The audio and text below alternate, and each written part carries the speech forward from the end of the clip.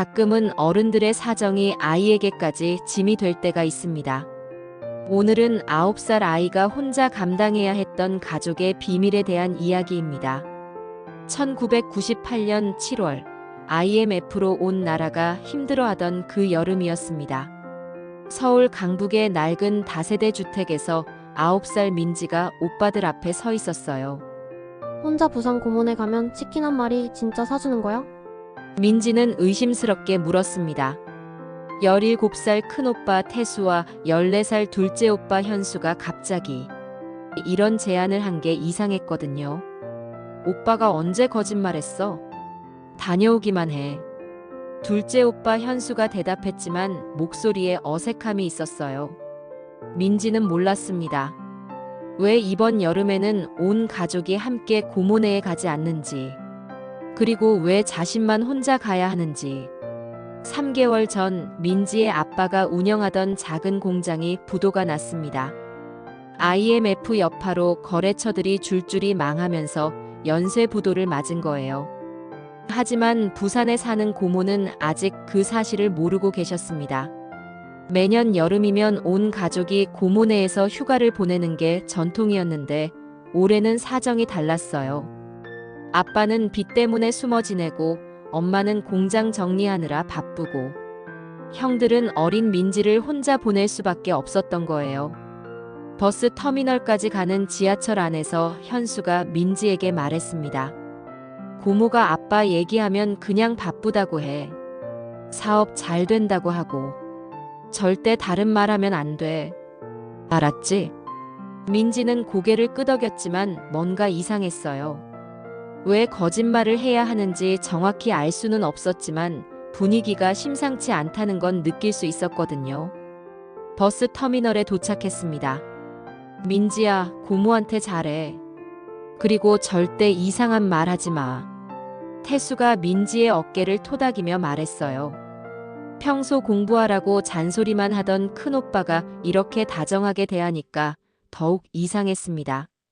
민지는 처음으로 혼자 타는 고속버스에 올랐어요. 창밖으로 보이는 서울 풍경이 점점 멀어져 갔습니다. 문득 작년 여름이 떠올랐어요. 온 가족이 함께 고모네에 갔을 때였습니다. 아빠는 고모와 바닷가를 걸으며 어린 시절 얘기를 했고 엄마는 고모부와 함께 시장에 가서 회를 사왔어요. 민지는 사촌 동생들과 모래성을 쌓으며 하루 종일 놀았습니다. 그때 아빠가 고모에게 자랑스럽게 말했던 게 기억났어요. 공장이 요즘 잘 돼서 내년에는 더 좋은 차 타고 올게. 고모도 기뻐하며 대답했었죠. 오빠가 성공해서 우리 가족들 자랑스러워. 민지도 아빠 닮아서 똑똑할 거야. 하지만 지금은 모든 게 달라졌어요. 좋은 차는커녕 아빠는 집에도 제대로 들어오지 못하고 있었거든요. 버스가 경부 고속도로를 달리며 대전을 지나쳤습니다. 민지는 점점 불안해졌어요. 정말로 고모에게 거짓말을 할 수 있을까? 고모는 워낙 눈치가 빠른 분이었거든요. 작년에 민지가 감기약을 먹고 졸렸는데도 금방 알아차릴 정도였으니까요. 부산에 도착했을 때는 벌써 저녁이었습니다. 터미널에서 고모가 환한 웃음으로 민지를 맞이했어요. 우리 막내 공주님. 어머, 키가 이렇게 컸네. 고모가 민지를 꼭 안아주셨습니다. 고모 특유의 따뜻한 체온과 향수 냄새가 반가웠어요. 그런데 그 다음 질문이 떨어졌습니다. 아빠는 왜 안 왔어? 엄마도? 형들도? 민지의 가슴이 쿵했습니다. 바빠서요. 아빠가 일이 많대요. 첫 번째 거짓말이었어요. 그래, 사업이 잘 되나 봐. 좋은 일이네. 고모가 기뻐하는 모습을 보니 민지의 마음이 더욱 무거워졌습니다. 고모네 집으로 가는 택시 안에서 고모가 계속 물었어요. 공장은 어때? 직원들 많이 늘렸다고 하던데. 올해는 매출이 어느 정도 나온대. 내년에 새 공장 지을 거라는 얘기도 들었는데. 민지는 대답할 수가 없었습니다. 그런 건 잘 모르겠어요. 그럴 수밖에 없었어요. 9살 아이가 무슨 말을 할 수 있겠어요? 고모네 집에 도착했습니다. 바다가 보이는 2층 주택이었어요. 작년과 똑같이 따뜻하고 정겨운 집이었습니다. 민지야, 왔구나. 고모부와 사촌 동생들이 반갑게 맞아주었어요. 하지만 민지는 마음이 편하지 않았습니다. 저녁을 먹으면서 고모가 또 물었어요. 오빠 목소리 들어보고 싶은데 전화 안 받네. 바쁜가? 민지는 밥을 목으로 넘기기 힘들었습니다. 네. 진짜 바쁘대요. 또 거짓말이었어요. 사실 아빠는 채권자들 때문에 핸드폰도 꺼둔 상태였거든요. 그날 밤 민지는 사촌 동생들과 함께 2층 방에서 잠을 잤어요. 하지만 잠이 오지 않았습니다. 아래층에서 고모와 고모부가 이야기하는 소리가 들렸거든요. 형님이 요즘 정말 잘 되나 봐. 민지만 보내고. 왜 혼자 보냈을까? 좀 이상하지 않아? 전화도 안 받고. 뭔가 이상해.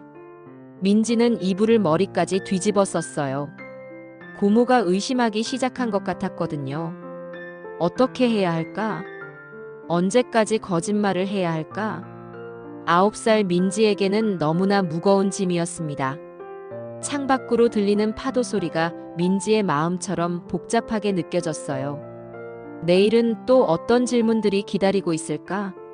민지는 불안한 마음으로 잠에 들었습니다. 어른들의 비밀을 짊어진 아이에게 가장 무서운 건 바로 질문입니다. 사랑하는 사람일수록 더 많이 묻게 되고 아이는 더 많이 거짓말해야 하죠. 다음 날 아침, 민지는 눈이 퉁퉁 부은 채로 일어났습니다. 밤새 뒤척이느라 제대로 잠을 못 잤거든요. 고모가 걱정스러운 얼굴로 민지를 바라봤어요. 우리 민지 왜 이래? 어디 아파? 아니에요, 고모. 그냥 잠을 잘 못 잤어요.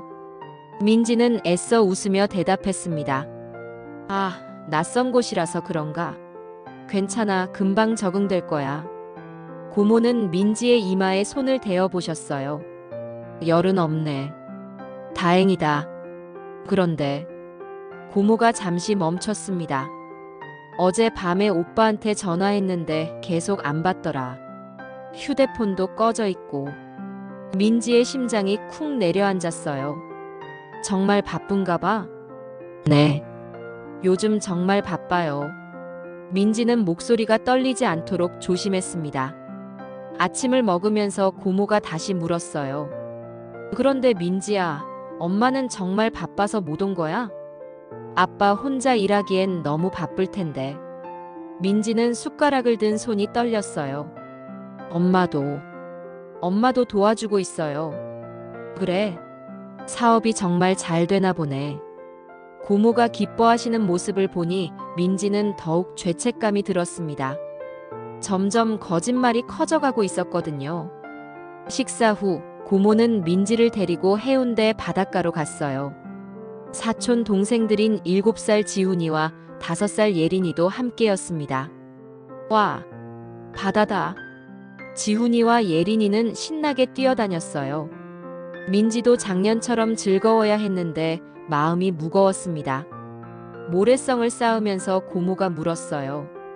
민지야, 아빠가 새 공장 지을 거라는 얘기 들었는데 정말이야? 민지는 모래를 주무르는 손을 멈췄어요. 잘 모르겠어요. 아, 어린 내가 무슨 사업 얘기를 알겠니? 고모가 웃으셨지만 계속 질문은 이어졌어요. 그런데 작년보다 민지가 좀 말수가 적은 것 같아. 집에서 무슨 일 없었어? 아빠가 너무 바빠서 스트레스 받는 건 아니고. 민지는 대답하기가 점점 어려워졌어요. 아니에요. 그런 거 없어요. 그날 오후 고모부가 회사에서 돌아오셨습니다. 고모부는 선박회사에서 일하시는 분이었어요. 민지야, 왔구나. 아빠는 잘 계시지? 네, 잘 계세요. 요즘 경기가 안 좋아서 다들 힘든데 형님은 정말 대단하시네. 우리 회사도 직원들 절반은 정리해고 당했거든. 고모부의 말에 민지는 가슴이 아팠어요. 아빠 회사도 똑같은 상황이었거든요. 아니, 더 심했죠. 아예 문을 닫았으니까요. 저녁 준비를 하면서 고모가 또 물었어요. 민지야, 형들은 뭐 하고 있어? 태수는 대학 갈 거야?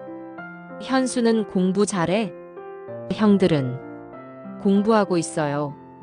사실 태수 형은 대학 갈 돈이 없어서 아르바이트를 하고 있었고, 현수 형은 학원비가 없어서 혼자 공부하고 있었어요. 하지만 그런 얘기를 할 수는 없었습니다. 그래, 다들 열심히 하는구나. 형님이 성공해서 애들 교육도 잘 시킬 수 있겠네. 고모의 말 한마디 한마디가 민지에게는 가시처럼 느껴졌어요. 저녁을 먹으면서 고모부가 말했어요. 형님한테 안부 전해달라고 해. 이번 휴가 때는 꼭 같이 오시라고. 내가 좋은 낚시 포인트 찾아뒀거든. 네. 민지는 고개만 끄덕였어요. 그날 밤 고모가 민지에게 물었어요. 민지야, 아빠 전화번호 알지? 고모가 통화 좀 해볼까? 민지는 깜짝 놀랐어요. 아, 아빠 핸드폰이 고장났어요. 그래. 그럼 집 전화로 해볼까? 집에 없어요. 회사에서 늦게 들어와요. 고모가 의아한 표정을 지었어요. 그렇게 늦게까지 일해? 몸은 괜찮으시려나? 네. 괜찮으세요. 민지는 점점 더 복잡한 거짓말을 만들어내야 했어요. 다음 날 고모는 민지를 데리고 시장에 갔습니다.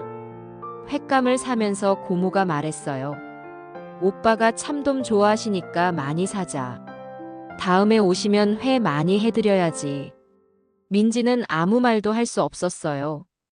다음에 언제 올 수 있을지 알 수 없었거든요. 시장에서 돌아오는 길에 고모가 갑자기 말했어요. 민지야, 고모한테 솔직히 말해봐. 집에서 무슨 일 있었지? 민지의 가슴이 철렁했어요. 없어요. 아무 일도 없었어요. 정말? 고모는 민지 엄마랑 자주 통화했는데 한 달 전부터 연락이 안 되더라. 아빠도 마찬가지고. 민지는 식은땀이 났어요. 그냥 바빠서 그런 것 같아요. 고모가 민지를 자세히 봤어요. 민지야, 고모를 믿고 말해봐. 정말 집에 아무 일 없었어? 민지는 울음이 나올 것 같았지만 꾹 참았어요. 정말 없어요, 고모. 그날 저녁 고모와 고모부가 작은 소리로 이야기하는 게 들렸어요. 뭔가 이상해. 민지 표정도 그렇고, 형님 연락도 안 되고, 혹시 사업에 문제라도 생긴 건 아닐까? 요즘 경기가 워낙 안 좋잖아. 민지는 이불을 뒤집어 쓰고 귀를 막았어요. 하지만 고모의 걱정 섞인 목소리는 계속 들렸습니다. 더 이상 숨길 수 없을 것 같았어요.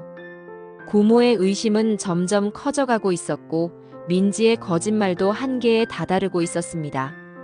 언제까지 이렇게 버틸 수 있을까요? 그리고 진실이 밝혀지면 고모는 어떤 반응을 보일까요? 민지는 불안한 마음으로 또 다른 밤을 보내야 했습니다. 진실은 언젠가는 드러나게 마련입니다. 특히 9살 아이가 감당하기에는 너무 무거운 진실이라면 더욱 그렇죠. 민지가 고모네 집에 온 지 사흘째 되던 날이었습니다. 그날 아침 고모는 평소보다 더 심각한 표정이었어요. 민지야, 고모랑 바닷가에 산책 갈까? 고모의 목소리에는 뭔가 단호함이 있었습니다. 민지는 불안했지만 거절할 수 없었어요. 사촌 동생들은 고모부와 함께 집에 남고 고모와 민지만 바닷가로 나갔습니다. 7월 부산의 바닷가는 여전히 아름다웠어요. 파도가 철썩철썩 소리를 내며 모래사장에 밀려왔고 갈매기들이 하늘을 자유롭게 날고 있었습니다. 하지만 민지의 마음은 전혀 자유롭지 않았어요. 고모가 천천히 걸으며 말을 시작했습니다. 민지야, 고모가 어젯밤에 많은 생각을 했어. 네. 민지의 목소리는 작고 떨렸습니다. 아빠 회사에 전화해봤는데 그 번호는 사용하지 않는다고 하더라. 민지의 가슴이 쿵 내려앉았어요. 그리고 너희 집에도 전화했는데 계속 통화 중이야. 이상하지 않니? 민지는 대답할 수 없었습니다. 사실 집 전화는 요금을 못 내서 끊어진 상태였거든요. 고모가 민지의 손을 잡았어요. 민지야, 고모는 내가 거짓말하고 있다는 걸 알아. 하지만 왜 거짓말해야 하는지도 알 것 같아. 민지의 눈에 눈물이 고이기 시작했습니다. 고모 목소리가 더욱 부드러워졌어요. 아빠가 힘든 일이 있었지? 사업이 어려워진 거야? 민지는 고개를 숙였습니다. 요즘 경기가 너무 안 좋잖아. 많은 사람들이 어려워하고 있어. 아빠도 그런 거지? 민지가 작게 고개를 끄덕였어요. 그래서 엄마도 형들도 못 온 거고 너만 혼자 보낸 거구나. 눈물이 민지의 뺨을 타고 흘렀습니다. 고모가 민지를 꼭 안아주었어요. 우리 민지 얼마나 힘들었을까. 이런 걸 혼자 감당하기엔 너무 어린데. 민지는 고모 품에서 조용히 울었습니다. 하지만 고모의 다음 질문이 더 큰 충격이었어요. 그런데 민지야, 아빠는 지금 어디 계시니? 집에서도 연락이 안 되는데. 민지는 더 이상 참을 수 없었습니다. 아빠는 숨어 계세요. 뭐라고? 빚쟁이들이 와서 아빠를 찾고 있어요. 그래서 집에도 못 들어와요. 고모의 얼굴이 창백해졌습니다. 언제부터? 3달 전부터요. 공장이 문 닫았어요. 모든 걸 잃었어요. 민지가 흐느끼며 모든 걸 털어놓기 시작했습니다. 집도 빼앗길 것 같아요. 형들도 학원 못 가고. 태수 형은 아르바이트 해요. 엄마는 매일 울어요. 고모는 충격으로 말을 잇지 못했어요. 그런데 왜 고모한테 말하지 않았을까? 아빠가 고모한테는 말하지 말라고 했어요. 창피하다고, 성공했다고 자랑했는데 이제 와서 어떻게 말하냐고. 고모의 눈에도 눈물이 고였습니다. 바보 같은 오빠. 이럴 때일수록 가족끼리 도와야 하는데. 민지는 계속 울면서 말했어요.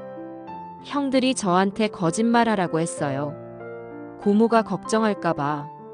그래서 치킨으로 저를 속였어요. 고모가 민지를 더 꽉 안아주었습니다. 우리 민지, 정말 고생 많았구나. 이런 걸 혼자 감당하다니. 두 사람은 파도 소리만 들리는 바닷가에서 한참을 안고 있었어요. 고모가 먼저 마음을 추스르며 말했습니다. 민지야, 이제 걱정하지 마. 고모가 있잖아. 정말요? 응, 가족이 어려울 때 서로 도와야 하는 거야. 아빠가 자존심 때문에 말 안 한 거지 잘못한 건 아니야. 고모의 말에 민지는 조금 안심이 되었어요. 하지만 동시에 걱정도 되었습니다. 고모도 경제적으로 여유가 있는 편은 아니었거든요. 고모가 민지의 마음을 읽은 듯 말했어요. 고모도 많이 도와드릴 수는 없지만 그래도 민지네가 굶지는 않게 할 수 있어. 그리고 무엇보다 혼자가 아니라는 걸 알려드리고 싶어. 민지는 다시 눈물이 났습니다. 이번에는 슬픔의 눈물이 아니라 안도의 눈물이었어요. 집으로 돌아가는 길에 고모가 말했습니다. 오늘 저녁에 아빠한테 전화해보자. 분명히 연락할 방법이 있을 거야. 민지는 고개를 끄덕였어요. 드디어 비밀을 말할 수 있게 되었다는 안도감이 컸습니다. 집에 도착하자 고모부가 걱정스럽게 물었어요. 어떻게 됐어? 민지가 울었네. 고모가 고모부에게 상황을 설명했습니다. 고모부도 충격을 받았지만 곧 이해한다는 표정을 지었어요. 형님도 참. 이럴 때 가족한테 기대셔야 하는데. 자존심이 뭐가 중요해. 그날 저녁 민지는 형들 핸드폰으로 겨우 아빠와 통화할 수 있었습니다. 아빠는 민지가 모든 걸 말했다는 소식에 한참을 말하지 못했어요. 아빠, 미안해.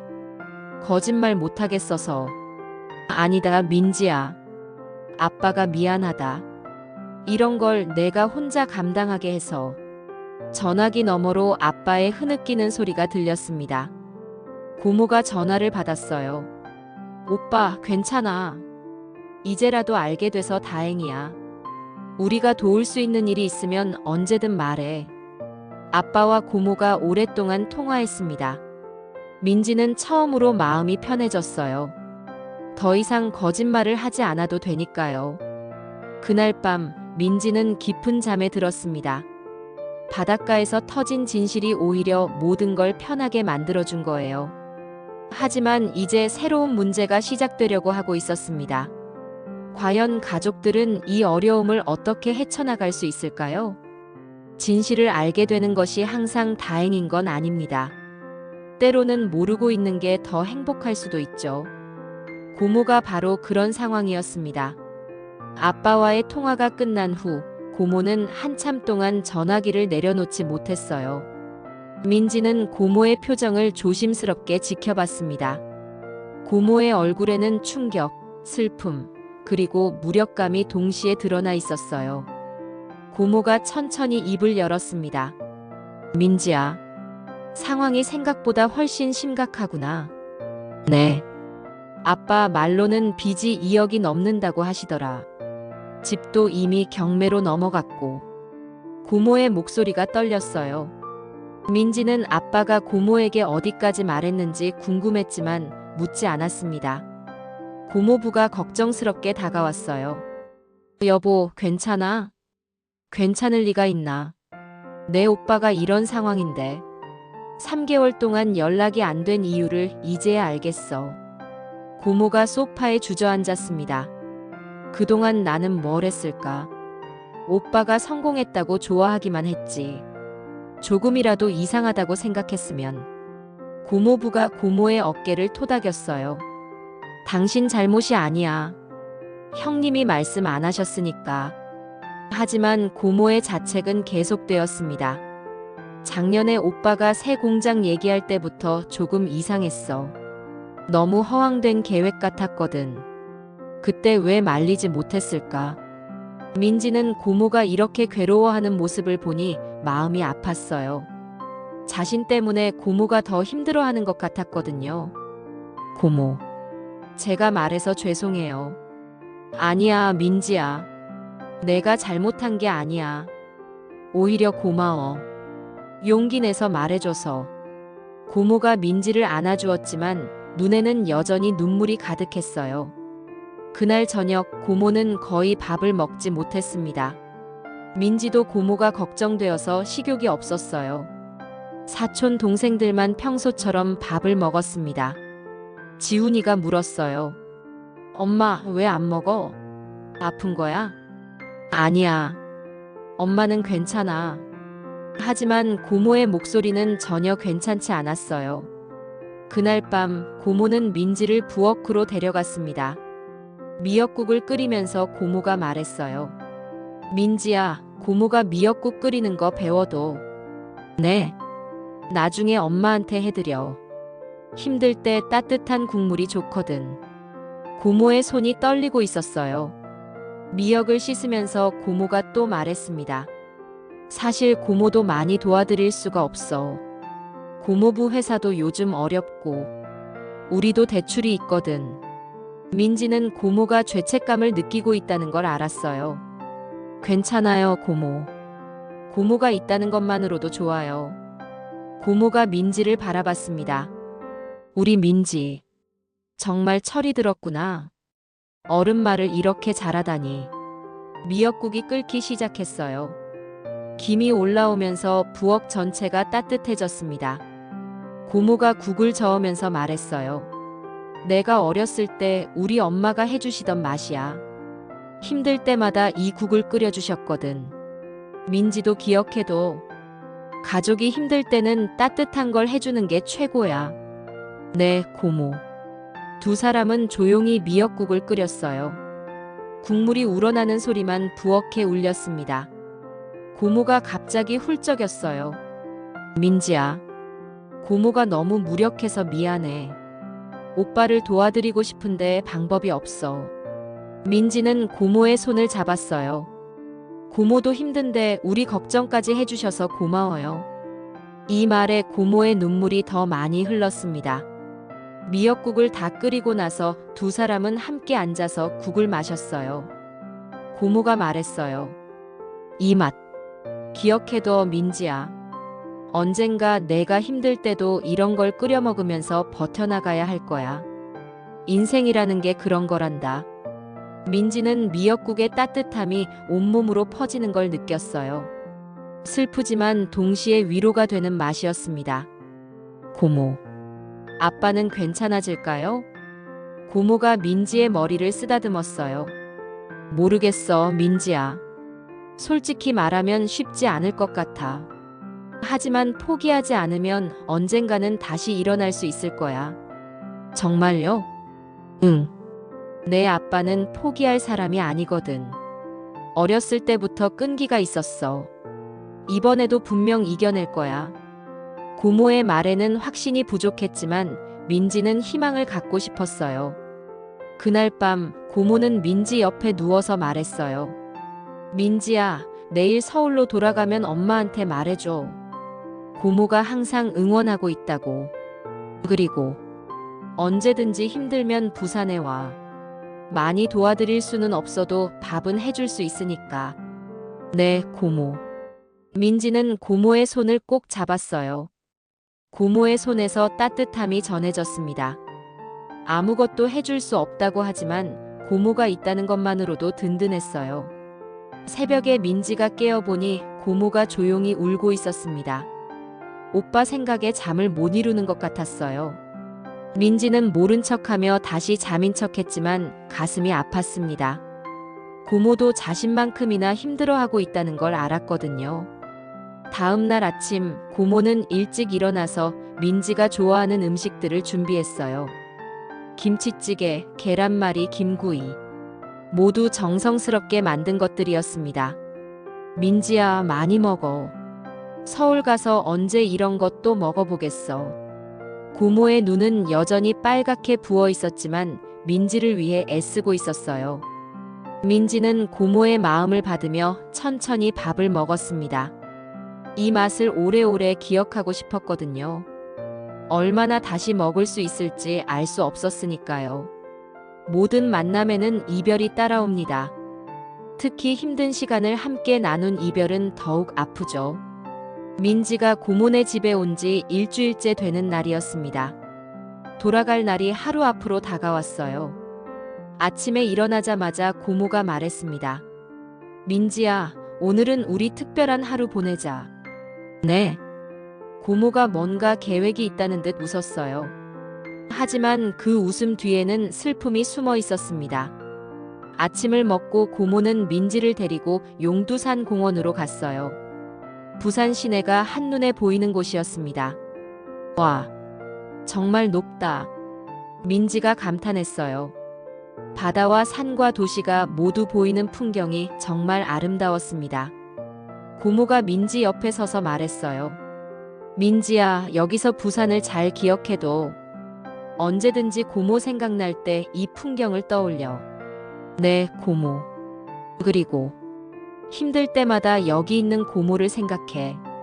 멀리 있어도 항상 민지를 응원하고 있을 거야. 고모의 목소리가 떨렸어요. 점심때는 민지가 좋아하는 냉면집에 갔습니다. 고모가 직접 면을 잘라주며 말했어요. 서울 가서도 잘 먹어야 해. 너무 걱정하다가 밥 거르면 안 돼. 네, 고모. 고모도 잘 드세요. 응, 고모는 괜찮아. 하지만 고모는 냉면을 거의 먹지 못했어요. 민지를 보내야 한다는 생각에 식욕이 없었거든요. 오후에는 해운대에 다시 갔습니다. 처음 왔을 때와는 달리 이번에는 둘 다 무거운 마음이었어요. 모래사장에 앉아서 고모가 민지에게 편지를 건넸습니다. 이건 엄마한테 드리는 거야. 고모가 뭐라고 썼는지 궁금했지만 민지는 묻지 않았어요. 그리고 이건 민지 것. 고모가 작은 상자를 건넸습니다. 열어봐도 돼요? 응. 상자 안에는 예쁜 팔찌가 들어있었어요. 와, 정말 예뻐요.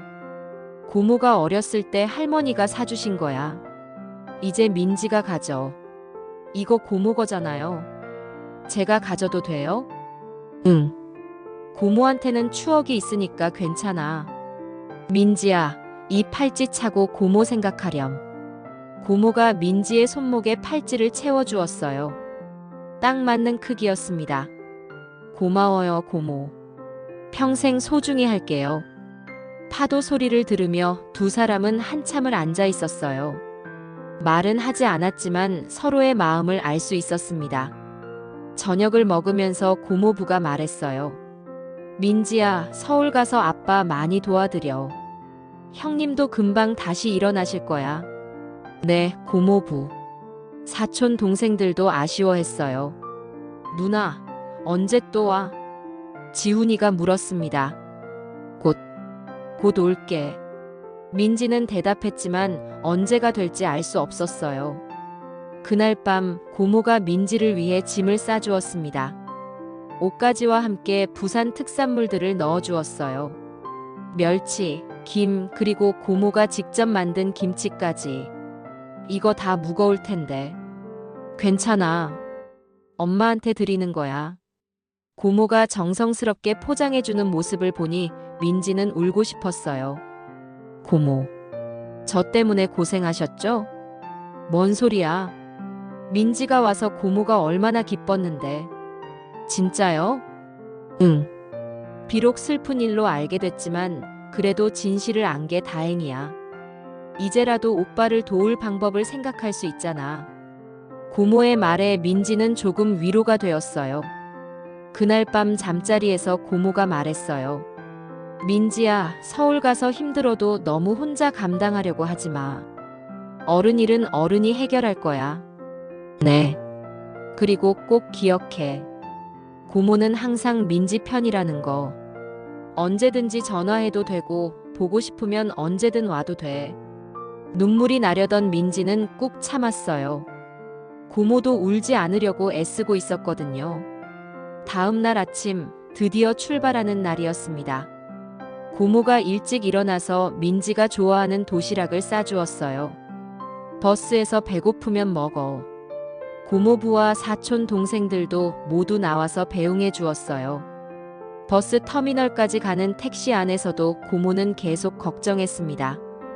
혼자 갈 수 있겠지? 서울역에서 내려서 지하철 타는 거 기억하지? 네, 고모. 걱정 마세요. 그래도 뭔가 있으면 바로 전화해. 알았지? 터미널에 도착했을 때 민지는 이미 울음이 나올 것 같았어요. 고모도 눈시울이 붉어져 있었습니다. 버스가 들어오는 소리가 들렸어요. 민지야, 이제 타야겠다. 네.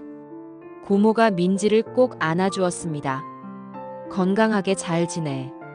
그리고 너무 걱정하지 마. 다 잘 될 거야. 고모. 고모도 건강하세요. 응, 고모는 괜찮아. 가서 엄마 아빠 많이 도와드려. 민지가 버스에 올랐습니다. 창가 자리에 앉아서 고모를 바라봤어요. 고모는 버스가 떠날 때까지 계속 손을 흔들어 주었습니다. 버스가 출발하자 고모의 모습이 점점 작아졌어요. 민지는 창에 손을 대고 마지막 인사를 했습니다. 부산을 떠나면서 민지는 많은 생각을 했어요.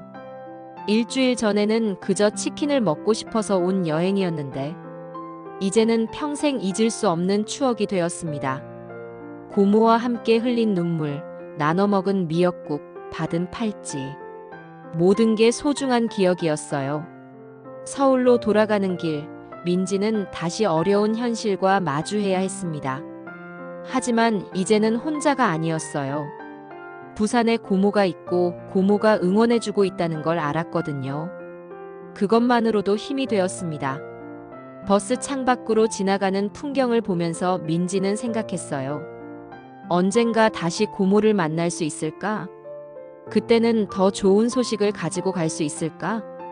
민지는 손목에 팔찌를 만지작거리며 다짐했습니다. 꼭 다시 고모를 만나자고. 그리고 그때는 웃으면서 만나자고. 때로는 어린 시절의 한 번의 여행이 평생을 바꿔놓기도 합니다. 그 여행에서 배운 것들이 어른이 되어서도 삶의 나침반이 되죠. 2013년 24살이 된 민지는 부산행 KTX에 몸을 맡기고 있었습니다.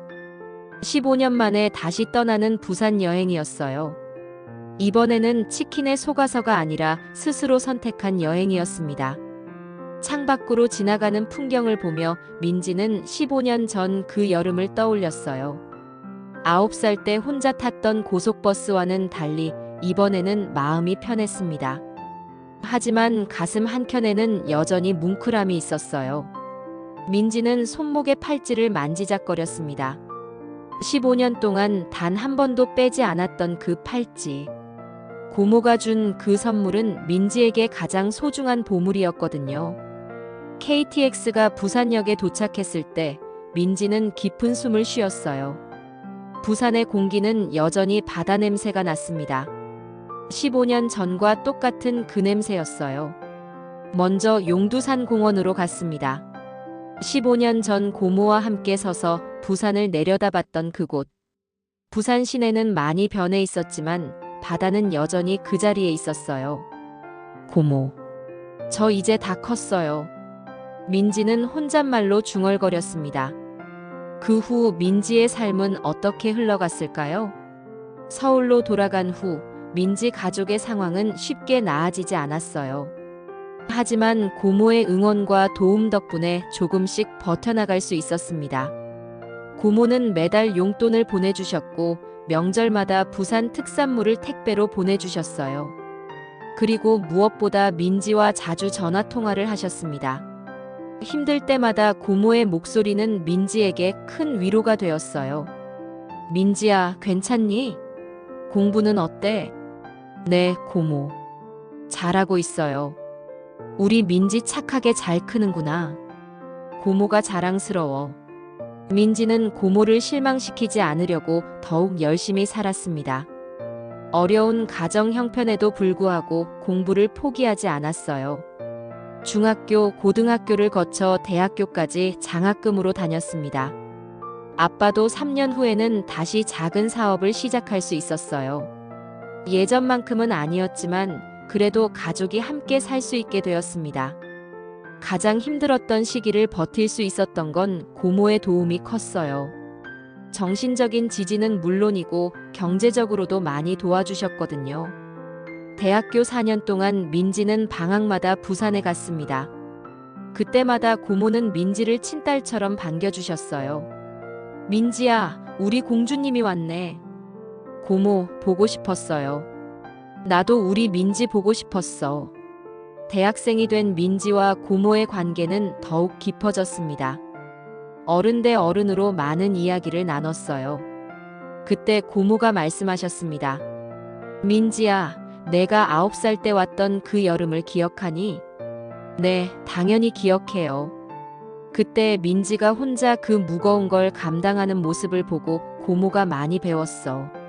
내가 고모한테 용기를 줬어. 제가요? 응.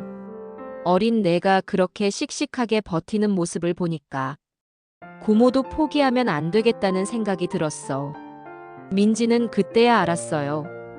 자신이 고모에게 힘을 받은 만큼 고모도 자신에게서 힘을 얻었다는 걸. 대학교를 졸업한 후 민지는 사회복지사가 되었습니다. 어려운 가정의 아이들을 도와주는 일을 선택한 거예요. 9살 때 자신이 경험했던 것처럼 어른들의 사정으로 힘들어하는 아이들을 돕고 싶었거든요. 그리고 올해 민지는 특별한 소식을 가지고 부산에 왔습니다. 고모네 집에 도착했을 때 고모는 15년 전과 똑같이 반겨주셨어요. 우리 민지, 어머, 정말 이쁘게 컸네. 고모도 건강하세요. 전혀 안 늙으셨어요. 뭘? 고모도 이제 60이야. 하지만 고모는 여전히 따뜻하고 다정했습니다.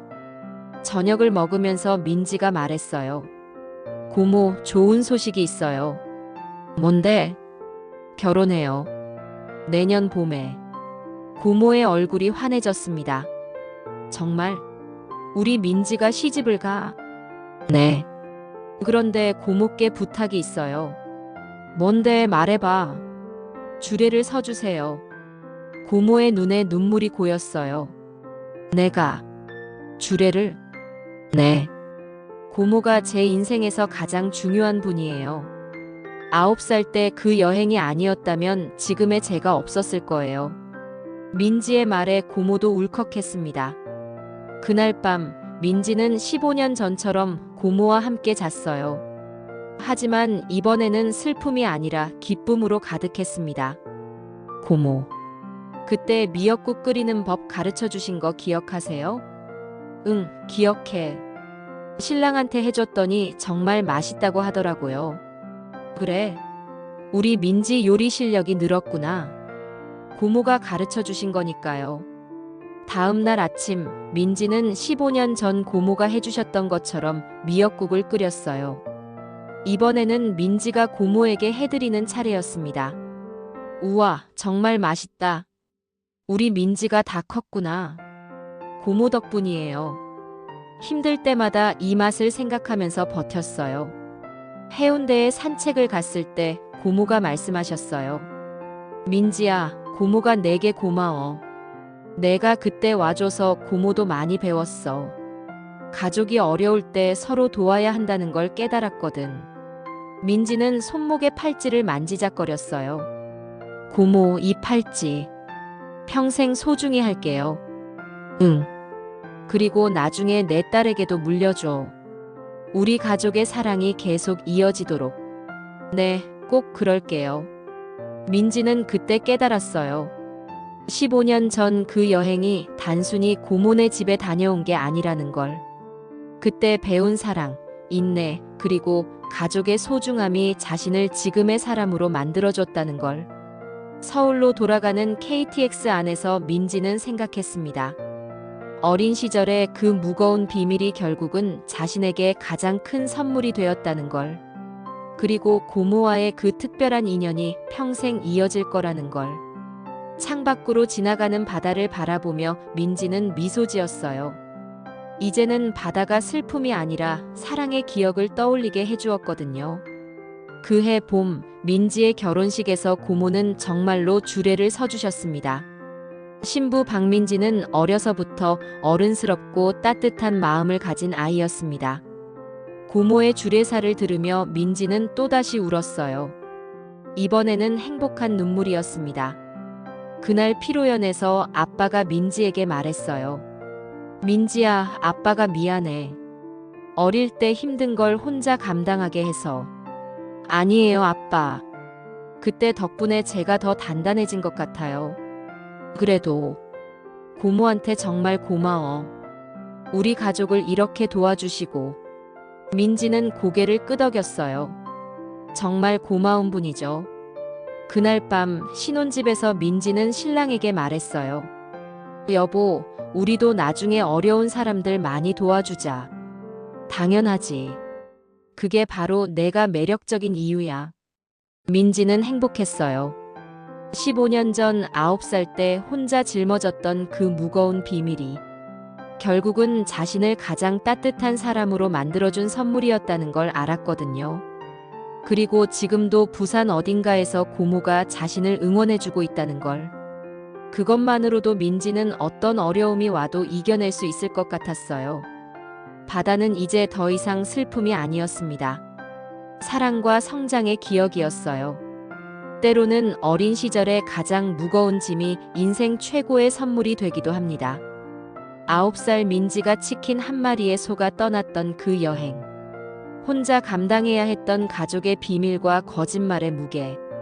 하지만 그 무게 덕분에 민지는 더 단단하고 따뜻한 사람이 될 수 있었습니다. 고모와 함께 흘린 눈물, 나눠 먹은 미역국, 그리고 15년 동안 차고 다닌 팔찌.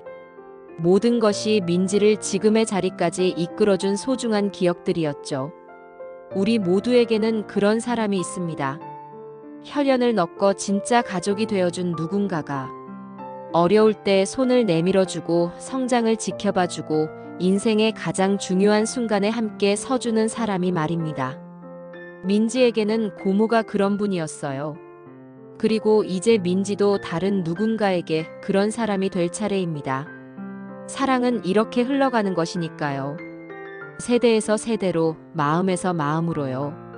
시청자 여러분들은 떠오르는 분이 계신가요?